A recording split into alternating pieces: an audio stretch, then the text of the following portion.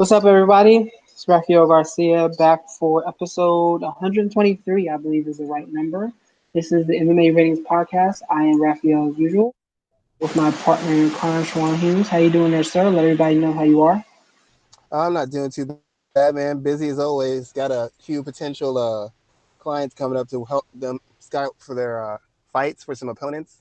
So a lot of people from Twitter have been recommending me to people they know who fight, and they're sending them over to me to kind of see if I can help them out. So that's pretty cool, actually. Anybody we would know? No, it's some up and coming fighters and some people who are just uh, one of the competing in the Invicta tournament was supposed to. I helped her out, but she didn't make weight for the tournament, so she. Okay, well, you're already breaking up a little bit, Schwan, so get somewhere where it's a little bit better for me. So let's Yeah. go ahead and kind of start talking about this week. As I was putting together today's agenda, last night, I looked at everything that's kind of going on around in MMA, and I was like, well, there's two stories I kind of want to talk about really quickly before we hop into UFC 238 and it's linked. The stories are linked because both Alexander Gustafsson and Jimmy Manuwa retired after their losses on Saturday in UFC Stockholm, where Alexander retired after being submitted in the second round. I believe he retired in the octagon, and Manawa was knocked out by Rakic is his last name. Can't think of his first name right now. He was knocked out in the first round of their fight and we saw two guys kind of get pushed out of the light heavyweight division. Did it surprise you that both men retired at the same time on Saturday, or was it something you were kind of expecting? It didn't surprise me. It surprised me that they both did it at the same time. What it actually made me happy. I really thought Manoa he'd been getting knocked out, and when he got knocked out, he gets knocked out so badly. I really thought he could have retired a fight or two ago. And with Gustafsson, he'd already gotten he'd had 3 title shots. He hadn't won any of them.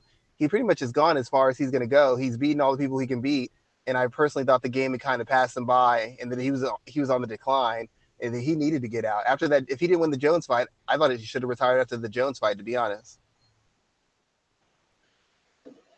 And so after the second Jones fight, you think he should have retired. What do you think of Gustafsson's legacy? I actually just wrote a piece about him today talking about that, and I compared him to like a Patrick Ewing, Allen Iverson, or a Ken Griffey Jr. in other professional sports where we've seen guys who were great, but there was someone greater who just stopped them from getting to the belt. Can we look at Gustafsson the same way, or is that giving him too much or not enough credit? You know who I would compare Gustafsson to? Like Jim Kelly or the Buffalo Bills. He was good enough to get to the title multiple times. He was good enough to get close to being competitive fights, but he was never good enough to win the big fight. No matter how many times he got to it, no matter who he faced when he got to it. He's going to be remembered. He was the first guy from his country to be a really big star, to kind of be like a breakout star and have some kind of international cachet and worldwide fame as an MMA fighter. At this stage, he'd probably be the best fighter from his country because he was able to compete with the elite guys and only lose by points. As far as the American mixed martial arts fan, he's probably gonna be looked at as the guy who was the bridesmaid and never a bride, kind of like Charles Barkley, Carl Malone are looked at in the NBA. He's a guy who could have been a champion if he wasn't born in the generation of a Daniel Cormier and a John Jones. In an earlier incantation of the light heavyweight division, he probably wins. But when those two guys came around and established themselves, his chance of being the man at that weight class essentially disappeared.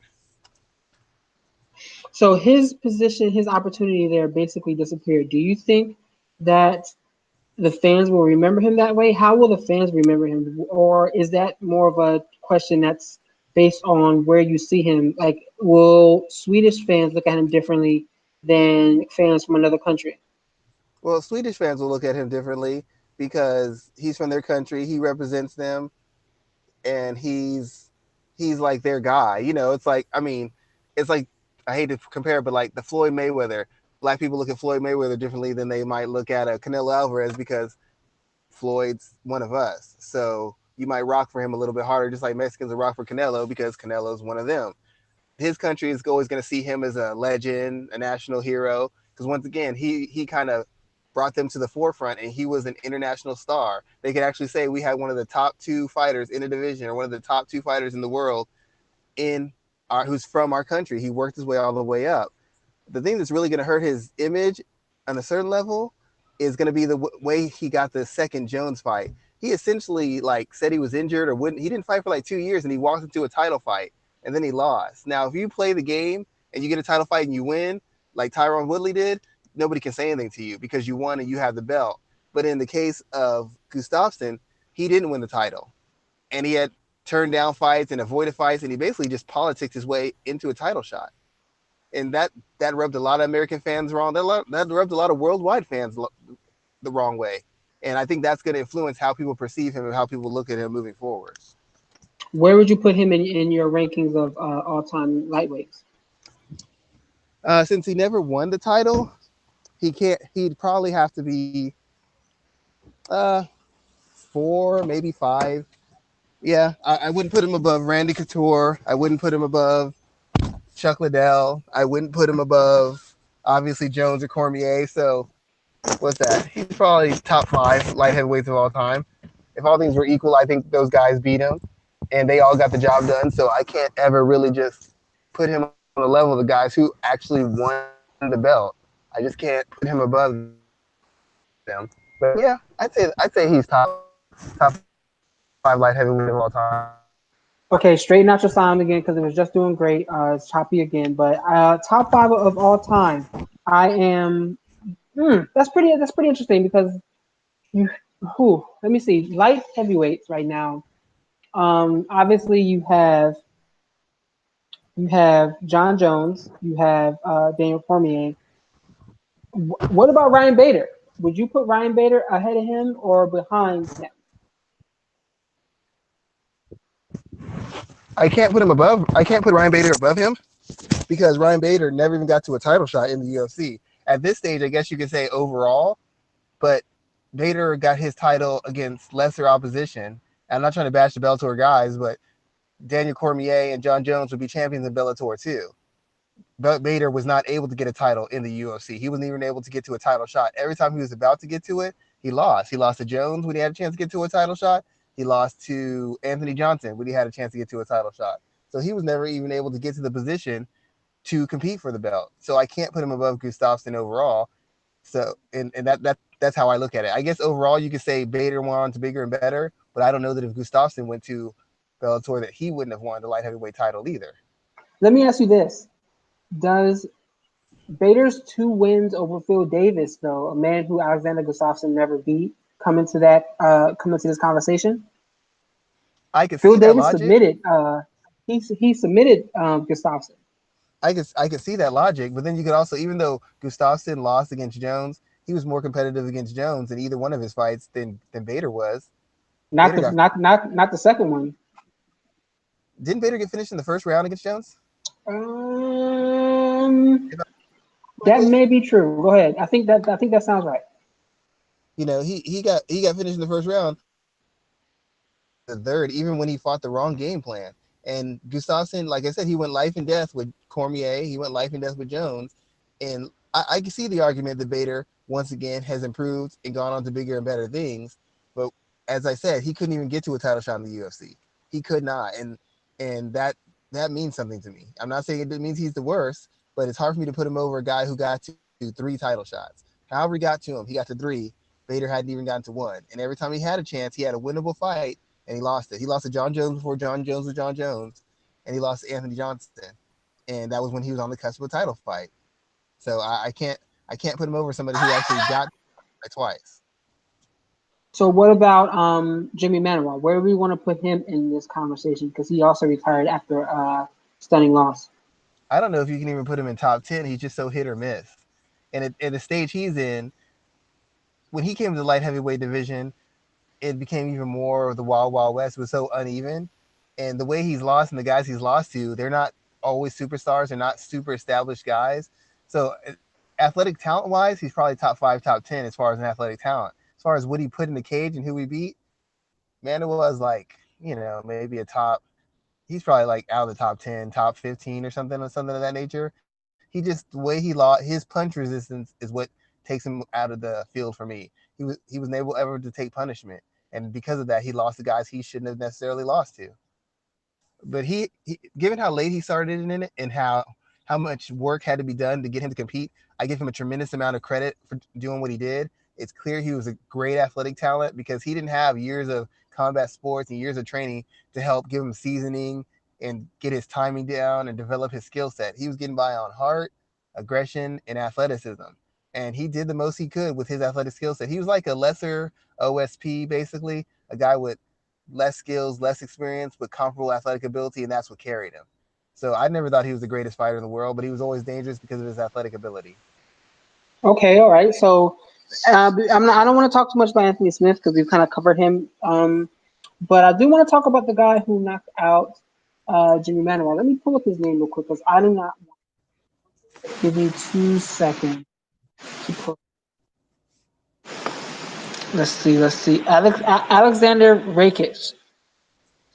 Let's just call him Alex. Alec for now, so we both don't butcher that guy's name. He won this fight in 47 seconds. This was his fourth UFC fight, his second finish. He went to two decisions initially, 12-1 as a fighter. Not excuse me. Luke Thomas was talking a lot about this guy heading into the week, and he said that this is going to be a moment that we may all remember, and that's exactly what we got. Head kick KO, 47 seconds in. What are you aware of when it comes to this new light heavyweight? Well, I said last week he's got a good skill set. He's got decent basic athletic skills. The thing I thought Manabu would bring was experience, but I didn't compensate for how fragile Jimmy is at this stage as far as his ability to take punishment, and that's why I'm not as high off that win as other people are. Yeah, it was a great knockout. Yeah, it was a great setup. It's great execution, but you knocked out Jimmy Manuwa, and at this stage, it's who hasn't knocked out Jimmy Manuwa. As impressive as that is, if Manuwa has a better chin, is the fight over? If he hit John Jones with that kick, does that knock Jones out? Maybe not. Does it knock Cormier out from what we know? Probably not. But it knocked Manuwa out, and Manuwa has been susceptible to being knocked out. So I didn't get to really see how much of that guy's IQ exists, how much defensive skill he has, how much counter skill he has, how much creativity he has. He's fighting a guy who is not the most technical fighter, still not the most experienced fighter, and a fighter who is excessively fragile, can't take punishment really at all. So he had a spectacular knockout. Isn't that what you expect against a guy who can hit but can't take punishment? Like, what would lead? You know what I'm saying? Like, how impressive is it that you knocked out a guy who can't take a shot? I think this is impressive because he was put in this position to excel, and he did just that. I think that he did so in a way that will get him looked at the same way, close to the same way that Johnny Walker is looked at right now, Dominic Reyes, the way those guys are kind of looked at in this division. Is he someone that should be immediately inserted into conversations as contender status? No. I think he'll pop up in the top 15 rankings. Let me check to see if he already has popped up in that up. Let's see. 205 pounds. John Jones is the champion. Yep, he moved in as number 11. So actually, he's actually ahead of Johnny Walker, which I find interesting. So like, let's see what this guy looks like and how he looks like in his next time out. But I definitely think he did enough to create some intrigue around what's next for him. Well, the thing about it is the people are excited about him because he's young, and there's a lot of old people. And the biggest thing is we always have these young guys who put a couple wins together, then they get fed to the veterans and they get destroyed. So people like seeing young, athletic light heavyweights come in because it gives the image that the light heavyweight division is deep and there's all these options and you don't know where everything's going. And John Jones is under duress. He might be in danger of losing his title. When in fact that even though they got a lot of young guys, none of them have really separated themselves or established themselves as world class. That win over Manawa, great, spectacular. He did what he's supposed to do. But they made that fight hoping that he would knock Manawa out and establish himself as a potential star. Johnny Walker hasn't shown anything. He's knocked guys out, but we don't know how he is if he has to fight 6 minutes. We only know how he is when he fights 2 or 3. We don't know how he is in the second round. We don't know how he is in the third. So there's a lot of questions. We see the potential, but we haven't seen enough of the test to really know what these guys can do when they're not given favorable matchups. And even though I picked Manawa over this guy, Manawa was a favorable matchup. Anytime you face a guy who can't take a punch, you're in a favorable matchup. I don't care how big the gap is in skills. If that person can barely take any punishment, you are in a favorable matchup. And at this stage, Manawa just can't take punishment anymore. Okay, I'm not mad at that breakdown there. All in all, what did you think of UFC Stockholm? I thought it was a pretty good card. It was much better than thought it would be from top to bottom. It was some good action across the card. What did you think? What did you take away? It was a good card. I want to take a real quick moment to talk about the loss Tanya Evinger suffered. A lot of people thought this was a favorable matchup for her because she's a grappler and Lena Landsberg's a striker. As always, our show differed, and the fact of the matter is, Tanya Everton gets by on aggression, physicality, and durability. I don't know what happened, but sometime from Invicta to the UFC, her ability to physically dominate and her ability to take punishment has fallen off a cliff. That's two losses back to back where she was physically manhandled, out grappled, and just literally beaten up. I don't know that she stays in the UFC that much longer. I know the division is super thin, but she can't even get to her strength anymore. She's essentially getting out wrestled by non wrestlers, getting dominated by the wrestlers, and she can't take a shot anymore. I don't know what they do with her at this stage because her name doesn't carry any cachet because she doesn't have any wins in the UFC. She just has a bunch of losses and dynamic losses too.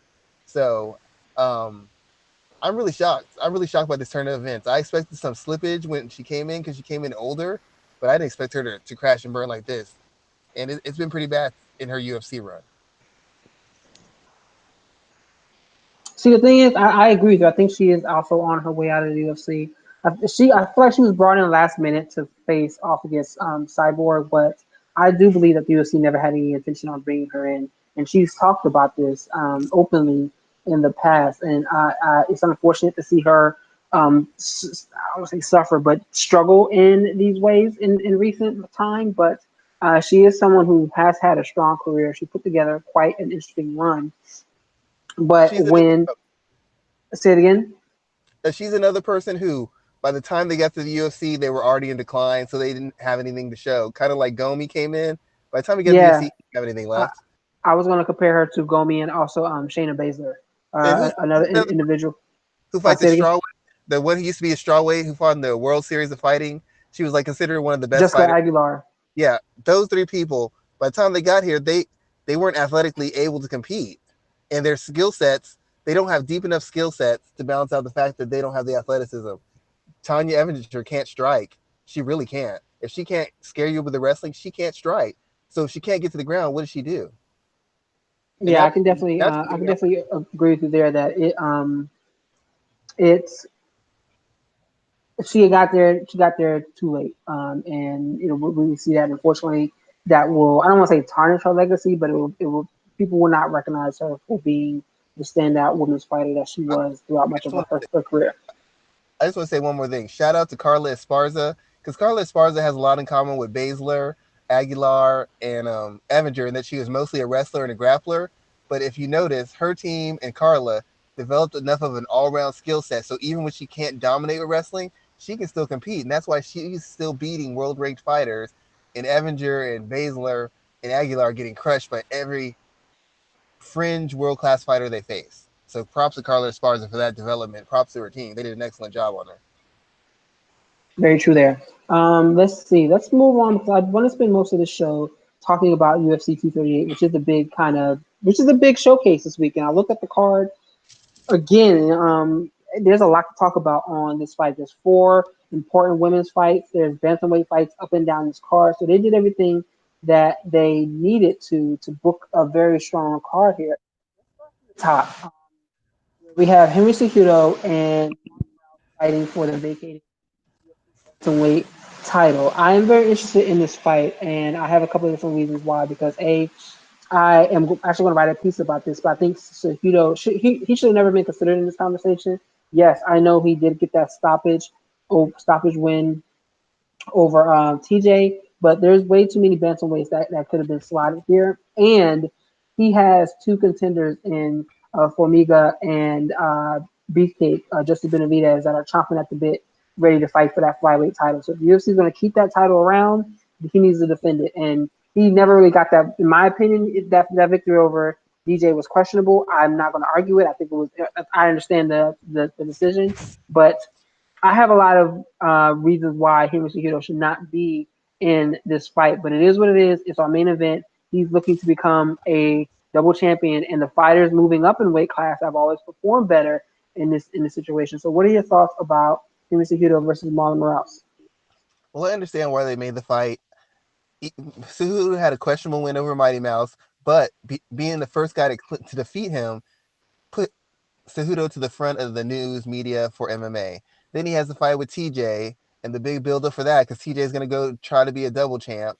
He beats TJ easily, which puts him back in the front of the news after that. And then TJ pops for the drugs, which once again indirectly puts Henry Cejudo at the front of the MMA media. So right now, there's very few fighters who aren't named Conor McGregor or even Ronda Rousey still or somebody of that nature who have a bigger name and have been given more of a platform than Henry Cejudo.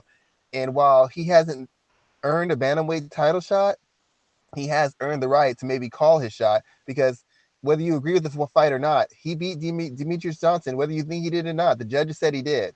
That's a huge win. And then he beat TJ Dillashaw, whether it was stopped early or not. The ref made a decision. That's 2 wins over guys who are arguably the best in their weight divisions of all time. 2 back-to-back fights, big fights on big platforms, and he won them both. So I get why they're pushing him forward. He's got a story. It's interesting. He's a former world champion. He's not particularly charismatic, but he likes the camera, and he's always going to take every opportunity he can to get in front of it. And the UFC needs guys like that to help expand their brand and help them make more money. They're already guaranteed a certain amount by ESPN. If they have more guys who are willing to do the work, they can add on to that. And that's what the bottom line is. The fights that'll draw eyes, the fights that'll draw attention. So he didn't earn this, but I get why this is happening, and I can't fault him for it. I'd take the opportunity if I had it too. Um, as far as the fight, the biggest strength I feel Henry Cejudo has is his team. His team has done a really masterful job in refining him and developing him and diversifying his skill set. At one point, Henry Cejudo was a guy who couldn't put wrestling and striking together. His defense was kind of shaky. His offense was kind of one note and non-committal. And ever since he came out with the Ultimate Fighter, he's constantly grown in both fight IQ, his striking, and his ability to transition from striking to grappling. It's grown exponentially. And not just that, but the way he fights his opponents has grown exponentially. It's not so I'm depending on my athleticism and my wrestling pedigree. He actually has game plans. He's actually looking for counters for specific techniques. He's actually shutting down certain positions. He's actually putting guys in positions that they're not comfortable working out of. And a lot of the fights that fighters lose is not just because they don't have a good enough skill set, because you can't control your opponent's skill set. You can't control their athleticism. What you can control is being in shape, your preparation, and your initial read. And so far, Henry Cejudo's preparation, his game plans, and his initial reads are elite. Regardless of what you think about what he did against Johnson, nobody's ever pushed Johnson to that degree where Johnson couldn't have his way or couldn't find a finish or couldn't take over at any point. He was doing great, but he wasn't ever taking the fight over. He wasn't close to stopping Cejudo. He wasn't dominating position and threatening him at every spot. That just didn't happen. And that's because Cejudo's team put together a game plan and studied the tape and prepared him in a manner that allowed him to shut down one of the most technical, one of the most experienced, and one of the most physically gifted fighters in the world. And I think that's what separates him from Marlon. Marlon's good, but I haven't seen enough of Marlon in tough spots. To me, he shows a good skill set, but when he can't get you out of there, he's not particularly creative. He kind of does the same things. And when he's been put in bad spots, which is very rarely because he hasn't fought a guy with comparable athletic ability, I haven't really seen a whole lot of him. I haven't seen him be able to figure things out or take things to a different position or do things that I haven't seen him go to a plan B and win or go to a plan B and force the fight back to his plan A and win. The one fight he had to work for was against the Sun Tao, and he could never figure him out. The timing was off, the spacing was off, the distance was off. He couldn't put the shots together he wanted to. He couldn't get away from shots the way he wanted to. He couldn't get to the fight to the ground. He couldn't maintain the fight at the range he wanted. That's all game planning. That's all IQ. And that's a concern for me. If his athleticism isn't the determining factor, I don't think anybody could say this fight isn't in Henry Cejudo's favor. I think he's got the higher IQ. I think he's shown more growth in the past 4 years, and I think he's come up with better game plans against better, more well-rounded, more experienced fighters. As far as on paper, it's hard to go against Cejudo. Moraes has got the better striking and the better athleticism, but when's the last time he's been tested? When's the last time he's had to fight a hard 3 or 5 rounds? We have no idea what's going to happen when he's really pressed because it hasn't Um, happened yet. well, that's not true because he had to fight against the Sun Sal, which was the first one, which was definitely That was a mental push. He wasn't really being pushed physically. And Sunsao just slowed the pace down and controlled distance. And Marlon had no idea how to close the distance or how to put a Sunsao in spots where he could exploit that long stance and that in and out movement. He just couldn't figure it out. It wasn't that he was punished or he had to really work hard. He just couldn't figure out. He couldn't figure it out. By the time he figured it out, the fight was over. He wasn't that really and back and that forth. in the I would say that in the John Dodson fight, he was definitely pushed in that fight as well too because he barely eked out that victory there. So I would disagree that he hasn't been pushed in any major fights yet. I guess I could see the Dodson fight, but Dodson fights so dumb. Dodson is like one of the best athletes. If he had like 25% cage IQ, he'd be a world champion. He just isn't. It, I just don't see that he's been forced to have to really defend against guys or really face a guy who's really coming after him. And Sun Tzu's not that kind of guy, and Dodson just loads up for single shots. Dodson doesn't ever put combinations together. Dodson doesn't really ever really pressure someone. He's the toughest fight to have because he's so explosive and dangerous, but he's the easiest fight because he's so predictable and he works at such a low volume. He works at such a low pace. It kind of neutralizes any gift he has. I think Marlon's perfectly capable of knocking Cejudo out. He's explosive. He's dynamic. He can find a submission. He could get on top of him and ground and pound him. But I don't think that he has the overall wherewithal nor the patience if the fight gets slowed down, if the fight isn't fought at a certain pace, if the fight isn't fought at a certain range. I don't have faith in his ability to make the necessary adjustments to take over a fight if he starts losing. Because even in the fights where he's been pushed, air quotes, he hasn't been losing those fights. And it's different when you've lost a round or you've lost 2 rounds in a row. Now you got to win 3 straight, or you got to win at least 2 and draw on the third. He hasn't been in those spots. He's always been playing with the lead, and playing with the lead is easy. Playing when it's even or playing when you're behind is when the IQ and the heart comes into play. And he hasn't. And the one time he was behind, he lost. The rest of the time, he's at worst he's been even. He's been neutral. So I don't know what happens if he's in a bad spot, taking punishment. If he's getting taken down left and right. If he's up against the cage getting punished. I don't know what he's going to do. I've never seen it. He didn't have that test in the World Series of Fighting, and he really hasn't had it in the UFC either. Okay, I'm not gonna. Who do you think takes it and how? I think Cejudo can finish him. He could probably pull away, land a decision. I'd probably say he's win a decision. I think he can finish.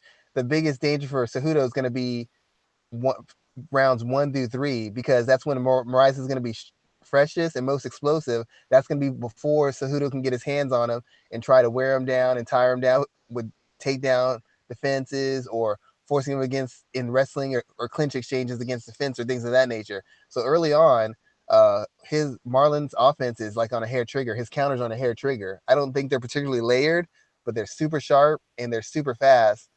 And at that stage, Cejudo, he's improved his defense, but he still has some issues getting caught against guys. And he hasn't really fought a guy who's got the balance striking skill set that Moraes has. Pettis would be the closest thing to it, and Pettis isn't as dynamic as Marlon is. But I feel if he can navigate that distance, which I feel he can, he's going to get his hands on him. He's going to outposition him. He's going to wear him down a little bit through the grappling exchanges, and then he's going to kind of pick it up on the feet and just alternate between fighting him on the feet and taking him down. And he's going to win a decision and probably pull away late. But I think there's a good chance he can stop him. Who you think who stops who? I think Cejudo can stop him, and I most likely I think he wins the decision. But that first round to about midway through the third round, uh, that's going to be dangerous for Henry. I hope he's done his research. I hope he's paid attention to every single detail because Moraes is that quick and that explosive, and that can make a difference. I'm just hoping. I'm assuming that Henry moving up from weight, he's used to speed, and Moraes' speed won't be anything special to him because he's been competing against world class fighters who are 10 pounds lighter than Marlon. So I'm assuming he can handle the speed and the explosiveness.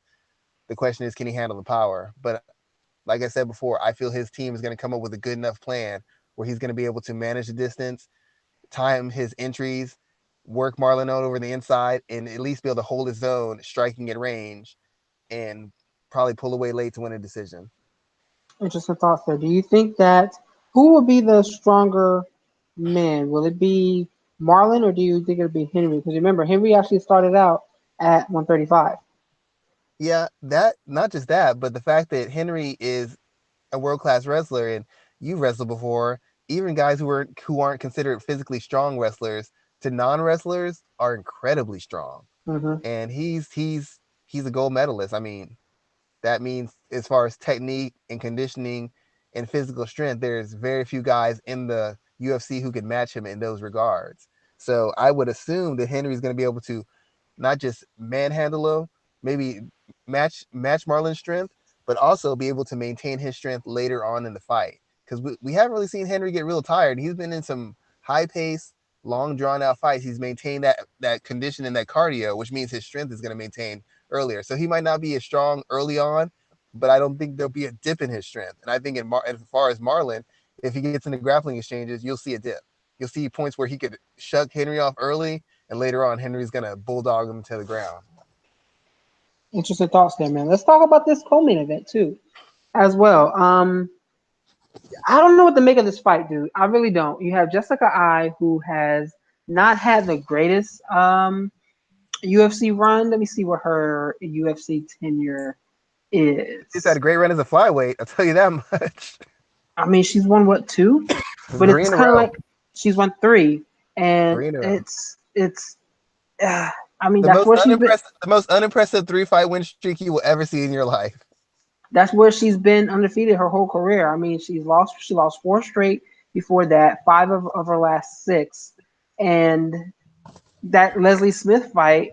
I don't think they should have stopped it because Leslie was winning the fight and her ear exploded. So, Yeah. what do you think about this here, man? Are we gonna? Is first question: if Jessica I wins, is this the biggest upset in UFC history? No, I can't give her the biggest upset. The reason I can't give her the biggest upset is because of Valentina. Valentina, as good as she is, Valentina essentially doesn't do anything different in any of her fights. If you've seen one Valentina Shevchenko fight, you've essentially seen them all. The only fight that looks any different was the fight against Juliana Pena when she submitted her, and that's because Juliana Pena is a terrible technical fighter.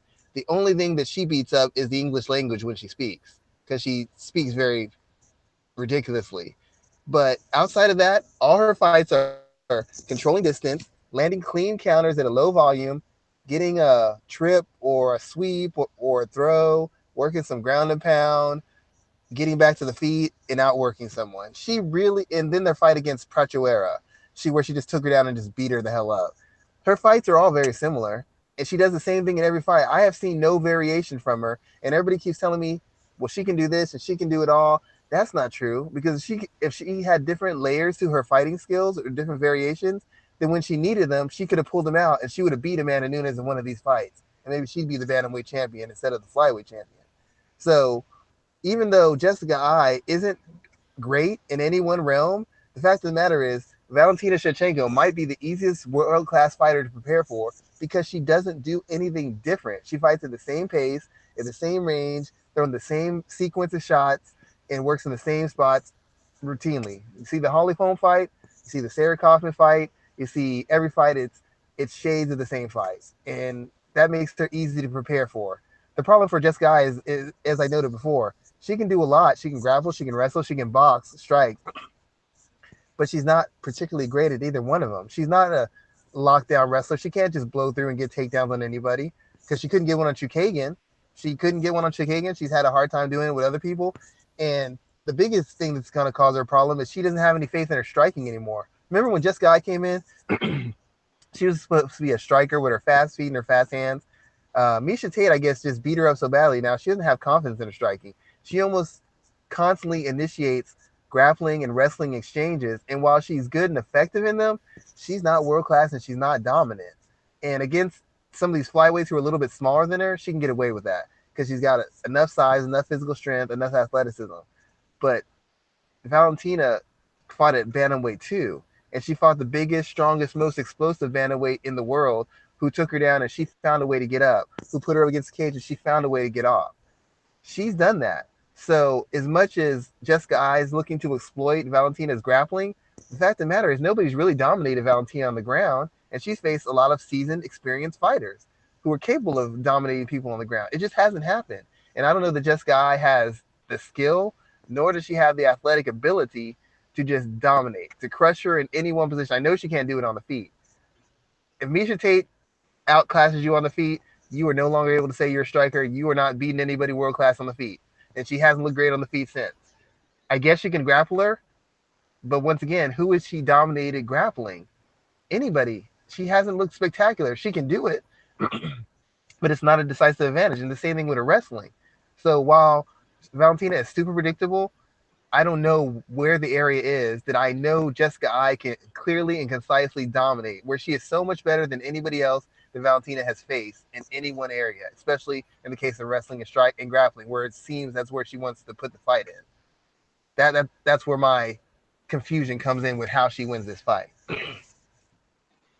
So, what do you, man? Let me ask you a question because I asked this previously. Yeah, I think one you more and I. thing.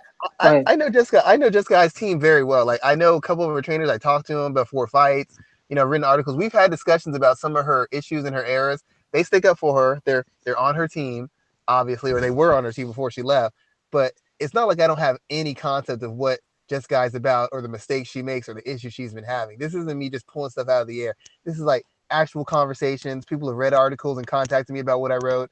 We've had discussions about this. So I'm not just imagining this. This is actual like factual context, contextual discussions I'm having about her as a fighter. Sorry, go ahead. So, I want to compare Valentina Shevchenko to Demetrius Johnson simply because their divisions, and you're moving around a little bit, so I can hear a lot of the background noise. But I want to talk about comparing Shevchenko to Demetrius Johnson because of where their divisions were when they became champion. Are we looking at Shevchenko in a way that she can become as dominant in women's fighting that Demetrius Johnson did, or is that too far of a leap? And is this division more or less developed than the men's flyweight division was when DJ was on top? I'd say it's kind of similar. I mean, the thing about it is you got girls coming down from bantamweight and moving up in strawweight. So they've been in the UFC and a lot of them have had fought world class competition. So they have at least an idea. With the guys flyweights, a lot of them were coming in and they hadn't faced real world class competition. They went from fighting the 12th ranked fighter, 11th ranked fighter, ninth ranked fighter, all the way to the champion. That's a big jump to make. Girls like Roxanne Modafari, Jessica I, who else is in there? I can't even think of people. Andrea Lee, just different people in there. They face world class competition. So in a sense, the girls are a little bit more seasoned and a lot of more experience with superior athletes and superior technicians. At least as far as they're concerned, as far as their skill set goes, they're a little bit more comfortable with that than the guys were. But the one thing that is common is there isn't a lot of depth at this stage in the division. I mean, Jessica I has put together 3 unimpressive wins because they don't have anybody else. She is getting a title fight. That's essentially why this happened. They don't have anybody else who's got any sort of name or cachet who's done as well as Jessica I, and now she's getting ready to fight. One of the girls she beat is had to move up to bantamweight because she can't make weight anymore. One girl got cut after Jessica I beat her, and then she beat Caitlin Chukagian, who's won 2 fights in the UFC in her weight division, but none of them were particularly dominant or particularly impressive. So it's similar in the fact that there's not as much depth, and it's going to take time to fill out the division and for the division to get some seasoning, for there to be the raise in talent and the raise in skill necessary to come up with competitive fights. It might take a couple of years. It might take 2 or 3 years before you actually see the transition between where Valentina is facing legitimate threats. But the one thing that works in their favor is Valentina is A, not often a finisher, and B, she fights the same way. She's not an aggressive fighter. So she's going to give people opportunities because she's not going out to close the show. So in the same instance, while she'll dominate, you won't see a lot of spectacular finishes, or you in general you shouldn't see them based on her historical performances. So in that case, it looks a lot like Demetrius Johnson back when he was winning boring decisions over people. Uh, he didn't win that many decisions though, but I don't think he won many decisions at all. He actually had more finishes than he had decisions. Yeah, it started picking up later, but when he beat who did he beat when he was in the tournament? He beat Ian McCall, and that was on a decision. He beat Joseph Benavidez off the decision for his title. Then he came back and knocked him out. He fought Dodson, and then he beat him. I think decision twice in a row. One was more dominant than the other. It wasn't so much that he Fights was always weren't winning. three, like three of those fights weren't boring at all. I mean, the Benavidez fight where he won the title was a back and forth fight. The Ian McCall fight, the second one was more dominant. The first one ended in a draw. That was very exciting. And then the John Dodson fight was exciting, at least for the first two rounds, where he was getting dropped left and right. Yeah, I personally found them exciting. I personally find them pleasing technically, but the MMA fan who makes the most money is the one who just wants to see people just throwing hammers. And that's not what you got with Demetrius Johnson. There was an approach, there was a neutralization, then there was a slow takeover, then there was either a finish or a decision win. The only And one that you could probably say was quote unquote boring would be the Ali Bagautinov fight from UFC 174. That went 5 rounds and was like, not exciting to watch. But then he would go on to the finish one, two, three, four, five of the next six guys he faced. I personally don't think any of them were boring. I'm just going by the nature of most fans who watch his fights, whether it was finishes or decisions. People didn't get they weren't enamored by it because didn't finish in the manner that they wanted to see. People want to see back and forth slugging. They don't want to see the process. They don't want to see that kind of dominance. They want to see a certain savagery and a certain decisiveness in the finishes. That's just what they want to see. Unless they like you, in which case then they'll excuse fights that aren't really exciting. Otherwise, and they didn't like Demetrius Johnson, he got the rep of being boring. And Dana White would stick up for him, but when push came to shove, Dana turned on Demetrius Johnson too. So while I didn't find his stuff boring and I thought he was a great champion, a lot of people did not because he did not give them the show that they wanted to get. And he was never going to give them that show. And Valentina's the same way. She's not putting on the show for you. She's coming in to win. She wants to counter fight. She wants clean counters. She wants clean takedowns. She wants to control the pace. She wants to limit the engagements and she wants to control the engagements. It's all technical, strategical, mental, and physical dominance. If it's exciting while she's beating the hell out of you, cool. But she doesn't want to be engaged in a war. She doesn't want to be engaged in a high paced fight. She just wants to win. And in that case, she's very much like Demetrius Johnson. The only difference is Demetrius Johnson was skilled in every single area, not just initially, not in a shallow platonic manner, but he had a lot of depth and width to his skill set. Valentina doesn't have as much width and she doesn't have as much depth of skill. Luckily for her, all the girls in her division also do not have as much depth or width, and they don't have the physicality or the size to force her into fights that she doesn't want to be in or to power through her technical advantages. I know for sure Jessica I doesn't. We know she doesn't have the power or the explosiveness or the size to just walk through what Valentina's doing to her. She's not strong enough, physically tough enough to just throw her down and dominate position. It Everything's going to be at least at the worst equal. But I think Valentina is actually the stronger fighter and the better athlete. So once again, we have a champion who is a head and a half above the rest of the contenders, and that doesn't make for exciting fights, especially when the fighter isn't going to go just to blow someone out, but to technically, mentally, and strategically break them down and dominate them. It's exciting to you and me, but we get the sport. But for people who just want to see someone get blown out, that doesn't do it for them. But as you mentioned, Valentina is a certain look, a certain image, and that will get her a pass when she's not as dominant or as appealing in fights that aren't as appealing as other fights. Who do you think takes it and how? I've really been tough on this fight just because the way Valentina fights, I feel like it's a tightrope act in a similar way that Tyrone Woodley, because she just does enough where there's a question of where her winning or her losing. The fights against, even the fights she won were like split decisions. And I feel like she could do that again and be in a situation where she could be in a split decision win, not because she couldn't outclass I or she couldn't take her down or she couldn't dominate her, but because the manner and the pace and the volume she throws in the fights allows fights to be closer than they actually are, and actually keeps people in a position where they can win. but I'm gonna pick Valentina because, as I said, I think she's a bigger hitter. She's got the better chin. I think she's physically stronger. I think she's a better athlete, and She's competed better at bantamweight, and she fought Joanna. Joanna's not a real flyweight, but Joanna is better than anybody that Jessica Eyes beat at flyweight as well. So I'm just gonna go. I'm gonna say that Valentina's experience, her counter striking, and her ability to off of transition to striking off of takedown defense and transition into takedowns off of her strikes is going to be the determining factor. I think later in the fight, Jessica I'll get a little bit closer, but I expect Valentina to win a pretty clean decision. A stoppage could be there if Jessica I panics, but Valentina doesn't hunt for finishes. She kind of like wants to win clean, surgical decision wins, and I think that's what she does. All right, I'll take that there. The next fight, man, this is one I'm probably most excited for. Tony Ferguson and Donald Father Cerrone. What are we calling him? Daddy Donald or whatever the hell people are calling him now. Dad by Donald. They are fighting for 155 pounds, 3 round fight. This is clearly a fight to clean up the top of that division. What do you see happening here? Who are you who are you picking, and just how big of a fight and how important is this for the lightweight division?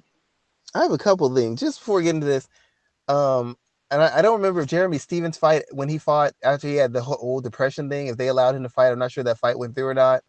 But I remember Jeremy Stevens was scheduled to fight, and he was talking about he was thinking about killing himself. He was so depressed after the loss to Jose Aldo. And then I'm not judging Tony, but this is a professional sport now. So if this was an NBA player, NFL player, we'd be discussing this. So I have to discuss it with Tony Ferguson. Should he really be fighting after having the issues he was having? Sometimes football players and basketball players get suspended from games for stuff like this, and here he is in a contact combat sport. I'm not saying he should be, but is anybody concerned with how they came to the assessment that he's okay to fight and that he's Oh, everybody's asking that question. That's a huge question because it he his wife basically called put a guy had a restraining order put on him, not because he was being violent towards them, but out of fear because he was having what seemed to be like a almost like a mental breakdown. So yeah, you do have to ask the question: what battery of tests did he pass to be cleared for this fight? Because we don't know. We probably won't know the answer to that question. But that is a very valid question to be asking at this point in time. But I don't think people are asking it. yeah, like I said, he might be all fine and everything, but isn't this the kind of thing like let's just say he goes off the rails months from now or the night after or the week after. The first thing everybody's going to ask is how the hell did you have this guy fighting? Like, how did you just let this pass? And how the UFC never has to answer any of these questions, I will never know. Every other sport has to sports that make more money, that have more cachet, that have more international impact, have to answer these questions. But somehow, the UFC gets around having their fighters answer it, and they get around having their commissioner answer it. It makes no sense to me. I don't understand how they dodge these bullets, but that's neither here nor there. Um, as far as the fight, this is the biggest question I have about the fight. Tony Ferguson can box a little bit. He can wrestle. He can grapple. He can do a lot of things. But there's two ways to fight people. You and Michael Irvin told me he didn't tell me this, but I heard him say this, and it's something that always stuck with me. He goes, "You attack a man's weakness to beat him, or you attack his strength if you want to break him." Michael Irvin would always attack defensive players' strengths so he could break their will and break their spirit, break their will. Because once you do that, it's over. Tony Ferguson is a fighter who exclusively tries you in your area of strength to break your will. He does it in every single fight. He could go to the opposite direction and do what it takes to just beat you without exposing himself to threats and risks, but he insists. And I don't mean the guys are just good enough to put him in these positions. He insists on putting himself in the line of fire and risk losing a fight to prove a point. He did it against Lando Venata. Lando Venata was beating his ass. He was dropping him. He was stumbling like a drunk. I mean, if this was a fight on the street, I would have called the police and had the guy locked up in jail for 2 years for assault and battery. But once he decided he was going to use his jab, the fight was easy. Why didn't he use his jab in the beginning? He chose not to.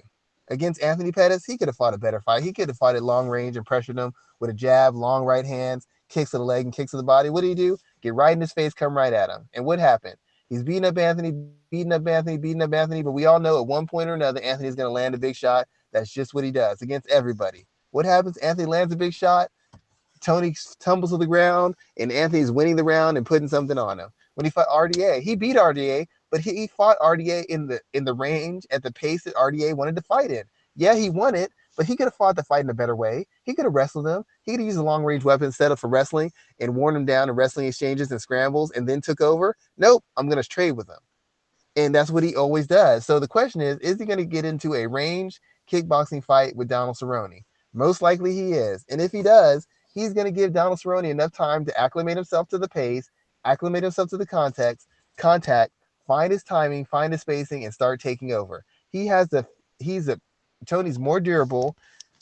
They're kind of mirror images of each other to a degree. They can wrestle, they can grapple, they can strike a little bit.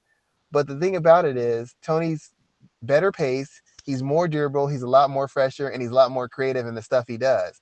But he throws all that out the window to prove that he can fight you on your grounds and beat you. And when he does that, he's going to give Donald Cerrone an opportunity to win the fight. Donald's looked great, but Donald's been fighting very limited guys.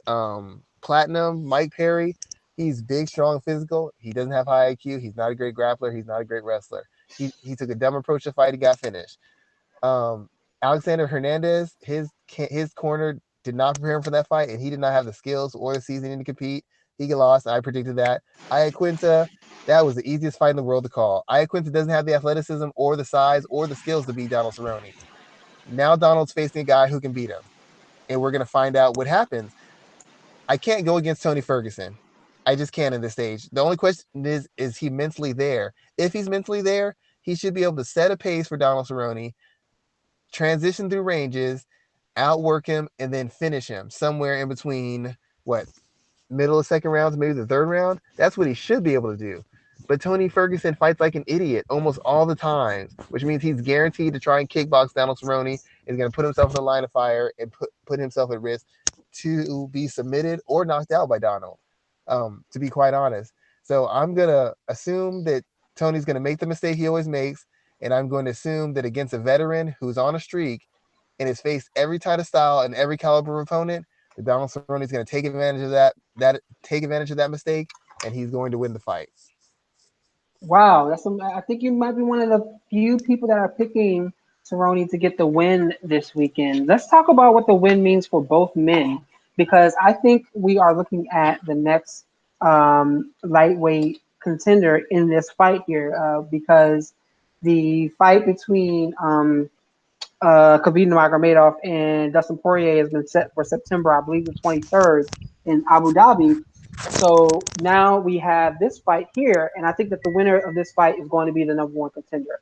Who do you see taking that? And looking at this fight here, is the lightweight title fight the next fight for both men come Saturday evening? Um, First of all, Tony, I don't even know why he's doing this. Personally, he got screwed. He won the interim title and then got stripped of it for some reason. I have no idea why that happened. He should have already. He should still have an interim title. He should have already had a title fight with Khabib by now. This is a travesty that he's gotten screwed. So that's first off. I have to acknowledge that man was screwed. Um, I mean, whoever wins it is probably going to get the next title fight. That's pretty much all that needs to be said about it. If it's Cerrone, it'll be a very big money fight. If it's Tony Ferguson, it'll be a fight that casual fans care about, but it won't be a fight that really gets ratings or really gets numbers. It's not the most easily sellable fight to the casuals. That's all that needs to be said about the fight. Whoever wins this is going to get the next title fight. If Donald beats Tony, Tony's been on a win streak for like what 2 or 3 years, maybe 4 years. He's beaten everybody he's faced, and he's done it. He's done it impressively.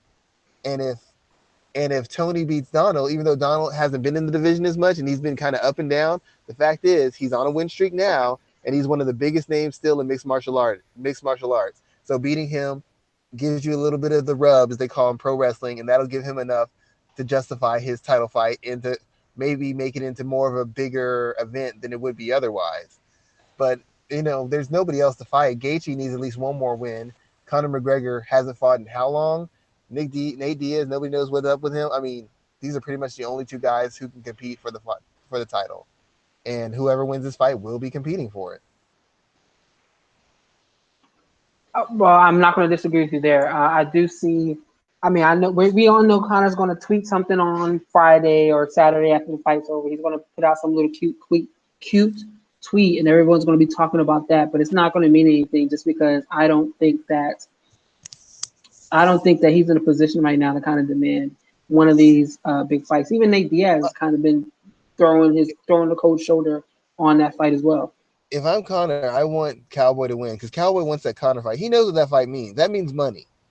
Cowboy and Connor is, to me, Cowboy and Connor. Even though Cowboy's a good wrestler and good grappler, what Connor showed me against Khabib really impressed me. Cowboy is a favorable matchup for Conor McGregor. And if Cowboy beats Tony Ferguson and then Conor beats Cowboy, he just got his shortcut to a rematch with Poirier or Khabib just like that, with only winning one fight.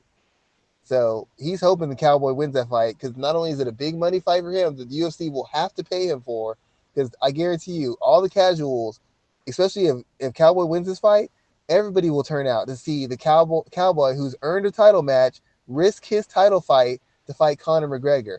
That'll outdo any buy rate that could be that Nurmagomedov Poirier does.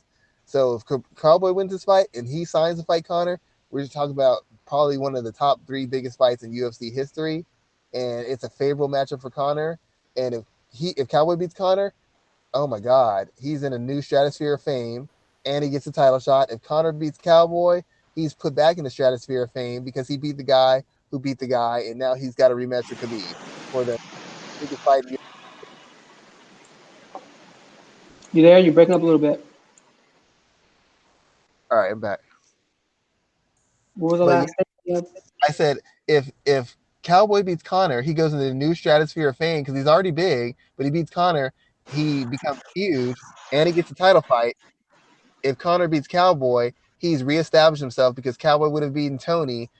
Connor beats Cowboy, and now he gets a shortcut right to the title fight, and he gets put back as one of the best fighters in the world because of beating a guy who's a favorable matchup for him.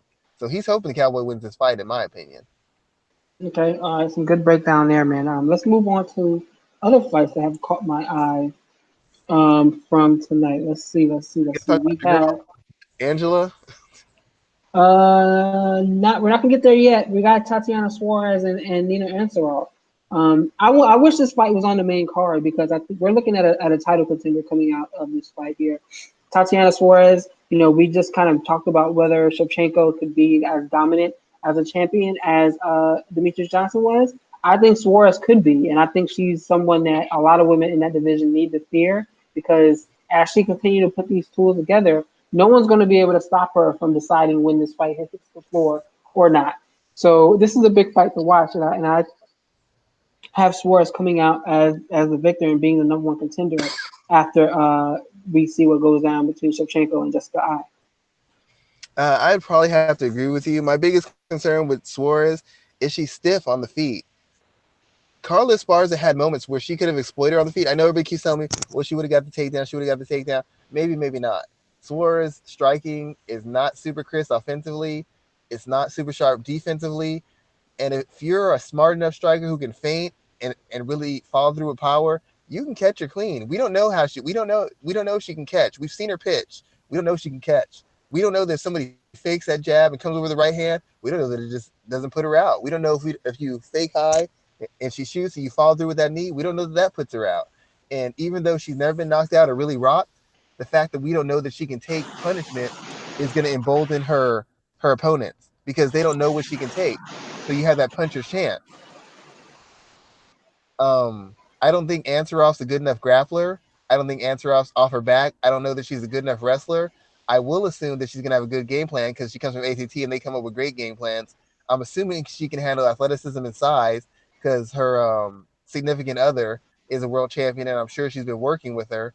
But I think Suarez's chain wrestling and her pacing is going to be the difference. If Suarez can defend, if Ansaroff can control the range a little bit with feints and straight line attacks, I think she has a moment early in the fight. If she can hurt Suarez and make her a little bit hesitant or do some damage on the feet, it should be a what?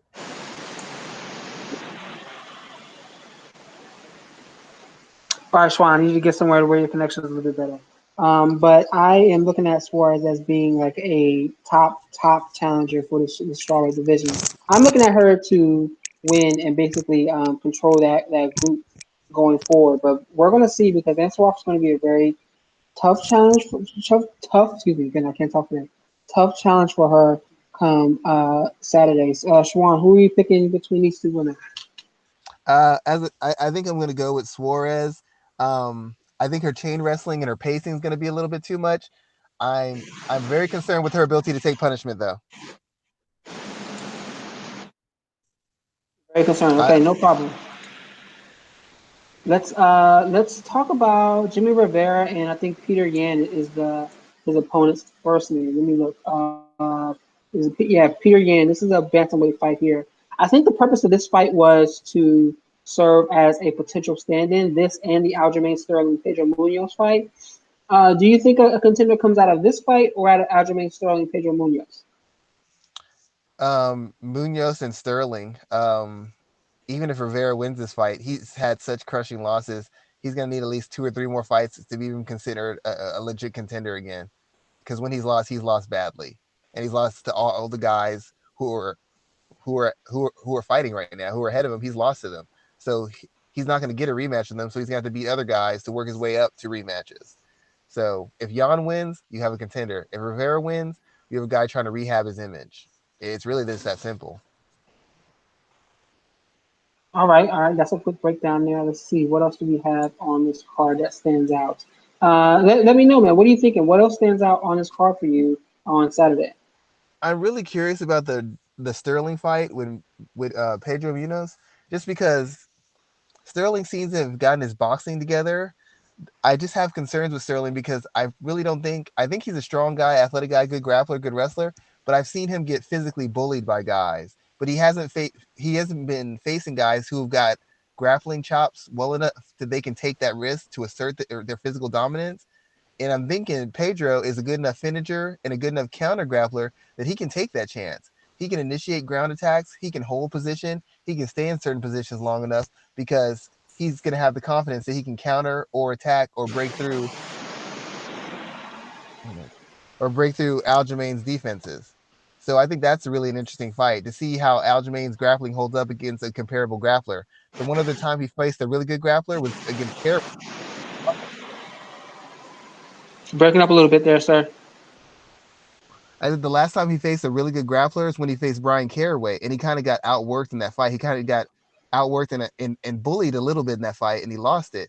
And Munoz is a better striker. He's more physically durable, and he's a comparable grappler, if not a better grappler and finisher than Caraway. So it's very likely that he could get position and control it, or he could get Aljamain out of position and finish him. So I'm very interested to see how Aljamain performs when he doesn't have a clear grappling advantage. In the transitions, he has an advantage, but it's straight up and down. I don't know that he's a better grappler. Yeah, I am interested in the way that people often talk about Aljamain Sterling's grappling. He's been talking a lot of trash lately, especially toward Wagner Rocha on the competitive grappling scene. So I'm interested in seeing what kind of grappler he really is, if he's that guy that he kind of puts himself out there to be, because I definitely have Do you, some questions about that. do you think? I mean, based on your experience, what you know about grappling, do you think his grappling is really that next level? It seems creative and athletic to me, but it doesn't seem that. I wouldn't say it's next level. I would say that he's definitely good. He's definitely good. He's has very good awareness. Knows what's where and kind of he knows how to. I haven't seen him necessarily in grappling wise. Brian Caraway kind of gave him a hard time, but I think he's good. He knows his positions very well. But to be saying some of the things that he's saying, he's kind of talking about himself as like a someone that's like on a IDCC or excuse me ADCC level. I have questions about that, but he is going to go out there and I think he's going to get some things done. So let's see what he looks like on Saturday. Yeah, I would agree. I'm concerned with his ability to take punishment too, because if he's afraid to close the distance, his whole game gets thrown off. If he's put on the defensive, I think that's a loss for him. He has to control the pace and the place of the fight. And do you think he'll be able to do that on Saturday? Honestly, no, I don't. He might surprise me, but honestly, I don't think he's going to be able to. So what else stands out for you on this card? We have four women's fights, and I know we try to make sure that the women get just as much coverage on our show as the men do. But is there anything else that stands out from what you see on each list? I'm really concerned about your girl, Angela Hill, because I keep saying this. She should be a superstar. She just can't win the big fights. And once again, I don't think she's going to win this fight. Um, she fights the wrong style. She tries to fight like Dominic Cruz, and that only works when you have that wrestling advantage, and she doesn't have it. So I think she's going to lose a decision, possibly get stopped in this fight. I just think she's in the wrong weight class. I don't think she hits hard enough, and I don't think she takes a good enough shot to be fighting in this weight class. Nor is her defense good enough. She's good enough to compete in these fights. She's good enough to do work in these fights, but against a certain caliber of opponent, she always seems to lose. And I think this fight was put here because she's a name with an exciting style, and they're hoping her opponent wins this fight and moves to the next stage in her career. Well, she's taking this fight on late notice. I can't remember who her opponent was originally scheduled to face, but she's definitely taking this fight on late notice. Was it Fleece Herrick who got hurt, right? Yes, I believe so. Yes, correct. But Angela Hill is definitely stepping in on late notice. And I get it. I commend her for it. I'm a fan of hers. And I really wish she could just put the right wins together because she has everything it takes to be a transcendent star. She just can't put wins together and she can't win the right fight. And I don't think she wins this Saturday night either. Well, I mean, hey, that's where we've consistently talked about her over the last few years. So like, let's outside of that, let everybody know what you're working on and where they can. You can find me on Black Jordan Green at Twitter as always. I'm working on some articles about camps, strategies, and I got a couple long form articles I've been working on, but I haven't gotten a name to them yet. But I'm working on them for you guys. All right. And with that in mind, man, we're gonna go ahead and close out today's show. As always, I appreciate your time. I appreciate your content, and everybody, you can find us next week. We'll be back to talk more MMA, probably recapping what goes down on UFC 238. And everyone, have a great weekend and be safe on be safe this Friday and Saturday. All right, you take it easy, sir. Have a great night.